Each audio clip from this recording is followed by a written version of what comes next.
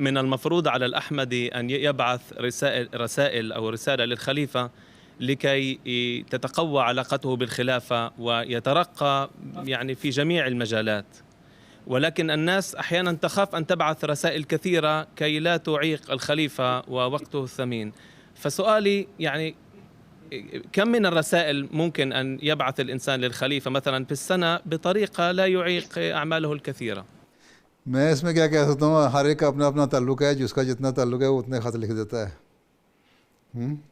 मुझे तो कोई इतराज़ नहीं होता. तो ये तो आपने खुद देखना है अपने आप को, ठीक है. इंशाअल्लाह, जज़ाकुमुल्लाह। लेकिन फ़ायदा तो ख़तों का तब है कि वो ताल्लुक भी बढ़े फिर साथ. जब ये ताल्लुक जो है खिलाफत का और एक अहमदी का, वो आपस में उसी वक्त बढ़ता है जब दोनों तरफ से दिली मोहब्बत होती है. और जो बहरहाल कोई ना कोई ज़रिया तो होना चाहिए ना तारुफ का. तो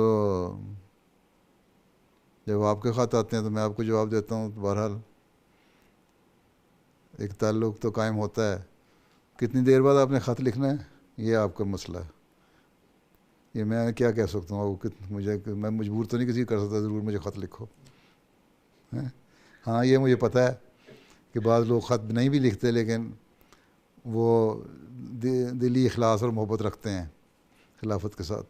ऐ शख्स तू जान है हमारा.